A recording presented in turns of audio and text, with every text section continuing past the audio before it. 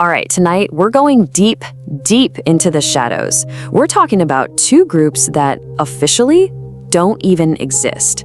We're putting the legends side by side, the Army's Delta Force and the Navy's SEAL Team 6. These guys are the absolute tip of the spear. They're America's phantom warriors. You know, that quote, it just says it all, doesn't it? It perfectly captures the whole vibe.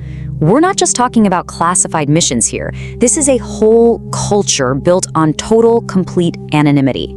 These operators live in a world where their biggest wins are the ones we never, ever hear about. So, how do you even start to understand groups that are designed to live in the shadows? Well, we start with their official label, the thing that puts them in a category all by themselves, Tier 1. Now, Tier 1, it's not just some cool name. It's basically a blank check. It means you are a special missions unit. You get almost unlimited funding, the most insane, cutting-edge gear on the planet.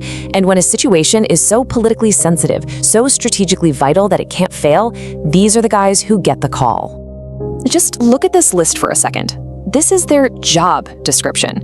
We're talking high-stakes counter-terrorism, going deep behind enemy lines for a hostage rescue, and surgically taking out high-value targets. Every single mission on this list is a scenario where failure isn't just an option. It could literally cause a global incident. So let's start with the Army's Ghosts. Their official, super-secret name is the 1st Special Forces Operational Detachment, Delta, but everybody just knows them as Delta Force. This is a unit so secret that if you asked the Pentagon about it, they'd flat out deny they even exist. So where did Delta come from? Well, it was really born out of necessity. Its founder, a guy named Colonel Charlie Beckwith, had actually served with the legendary British SAS. He saw what they could do and realized the US had a huge gap in its own capabilities. He made the case that America needed its own top-tier counter-terrorism force, and so, in 1977, Delta was born. And this is a huge part of what makes them so different. Delta operators are the ultimate gray men. They don't do the whole military look. Forget the high and tight haircuts or standard uniforms. Think beards, long hair, regular street clothes. Their most powerful weapon is their ability to just vanish into a crowd, right up until the second they need to act. Trying to get into Delta is, well, it's the stuff of legend. The selection process isn't just about being strong. It's designed to find people who are psychologically unbreakable. It kicks off with these brutal physical tests, like land navigation, carrying insane amounts of weight over impossible terrain. Then it gets worse. They systematically deprive you of sleep for weeks. And finally, they put you under the most intense psychological pressure imaginable, just to see who, at the end of all that, simply will not break.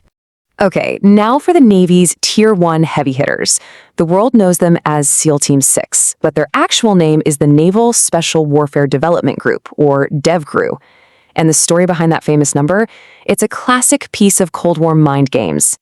You gotta love this. When the unit was put together back in 1980 by Commander Richard Marcinko, the US Navy only had 2 SEAL teams, Team 1 and Team 2. So what does he do? He calls the new unit SEAL Team 6. It was a pure psychological trick just to make Soviet intelligence analysts freak out, thinking there were 3 other American SEAL teams out there that they had no idea about. Just a brilliant piece of deception that ended up sticking. So, you want to get into DevGRU?